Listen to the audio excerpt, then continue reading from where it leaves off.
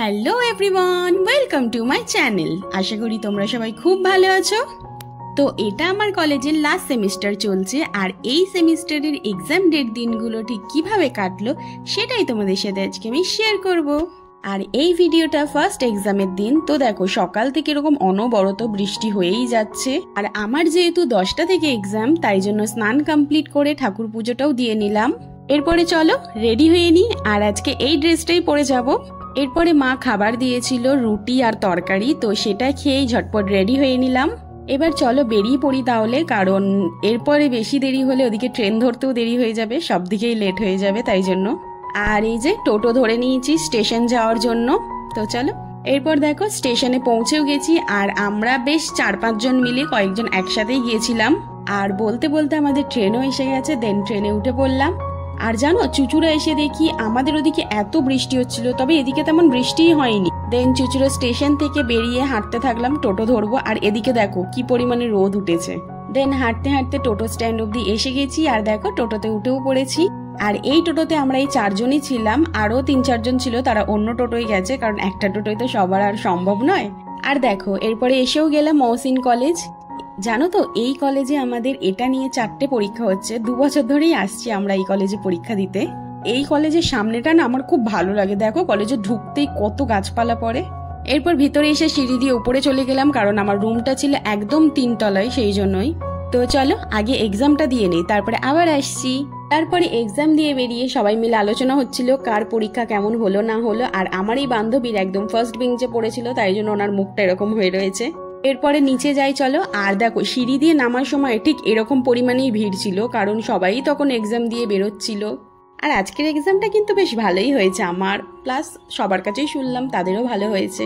এরপরে বাইরেটা দেখো কি পরিমাণে ভিড়। আর দেখো আমি নিজের এবং আমার আশেপাশের বন্ধুদের সবারই ভিডিও নিচ্ছিলাম, তার মধ্যখান থেকে এই মহিলা ঠিক সব সময় এরকম ভাবেই আমার ফোনের মধ্যে ঝাঁপিয়ে পড়ে গায়ে এরকম ভাবে অত্যাচার করে আমি যখনই ভিডিও করি।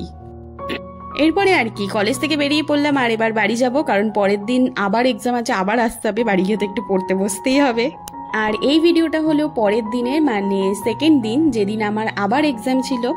আর এই দিনও ঘুম থেকে উঠে দেখি সকাল থেকে ঠিক এইরকমই পরিমাণে বৃষ্টি শুরু হয়েছে, মানে বৃষ্টি তো কমার নামই নেই, হয়েই যাচ্ছে বৃষ্টি, হয়েই যাচ্ছে। চিন্তায় পড়ে গেছিলাম যে কিভাবে যাব এক্সাম দিতে এত বৃষ্টির মধ্যে। তারপরে আর কি একটু বই খাতা নিয়ে নাড়াচাড়া করছিলাম, কারণ পরীক্ষা থেকে তো গিয়ে কিছু লিখতে হবে তাই না। আর বসে না দেখো রেডি হব, আর এই ড্রেসটাই আজকে পরে যাব। এরপরে দেখো মা করে দিয়েছিল এখানে ছাতু। আর এই ছাতু জিনিসটা আমার তো খুবই অপছন্দের একটা খাবার, কিন্তু কি আর করা যাবে, আমার মায়ের অর্ডার যখন আমাকে তো খেতেই হবে। আর দেখো খাও, এই ছাতু খাওয়ার পর আমার মুখের অবস্থাটা খালি। এরপরে ছাতা আর জলের বোতলটাও ব্যাগে ঢুকিয়ে নিলাম, কারণ ছাতা ছাড়া তো বেরোনোই যাবে না। দেখতেই তো পাচ্ছ কিরকম বৃষ্টিটা শুরু হয়েছে, যদিও বৃষ্টিটা এখন একটু কমে গেছে। এরপর দেখো আমি একদম ফুল রেডি, আই কার্ডও পরে নিয়েছি, ব্যাগটাও নিয়ে নিয়েছি, চলো বেরিয়ে পড়ি তাহলে। এরপরে দেখো টোটোতে উঠে পড়েছি। জানো তো আমি অনেককে দেখেছি পরীক্ষা দিতে যাওয়ার আগে গাড়িতে বলো টোটোতে বলো বই পড়তে পড়তে যায়, কিন্তু আমার না সেসব একদম পোষায় না। জানো তো আমি এরকমই ভিডিও করতে করতে যাব, কিন্তু পড়বো না। এরপর এসে গেলাম স্টেশন। আর দেখো আমাদের চন্দননগর স্টেশনের সামনেটা ঠিক এরকমই ভাবেই ভেঙে পড়ে আছে, কবে থেকেই এটা সারানো হচ্ছে, হয়েই যাচ্ছে। স্টেশনে এসেই ফ্লাইওভার দিয়ে চলে এলাম 3 নম্বর প্ল্যাটফর্মে, কারণ এদিক থেকেই আমাকে ট্রেন ধরতে হবে। এরপর সবার সাথে দেখা করে আবারও দেখো আমাদের ট্রেন এসে গেছে, চলো উঠে পড়ি এবার ট্রেনে। আর চলে এলাম চুচুড়া স্টেশন, যেহেতু 3 নম্বরে নেমেছি, 1 নম্বরে তো যেতে হবে, তাই জন্য আবার ফ্লাইওভার দিয়ে চলে গেলাম 1 নম্বর প্ল্যাটফর্মে। আর দেখো বললাম না বৃষ্টি হয়েই যাচ্ছে, তাই জন্য ইনি ছাতা ধরে ধরে যাচ্ছে, আর আমি এনার ছাতার নিচে ভিডিও করতে করতে যাচ্ছি। দেন আবারও অ্যাজ ইউজুয়াল টোটোতে উঠে পড়েছি। দেন চলে এলাম কলেজে।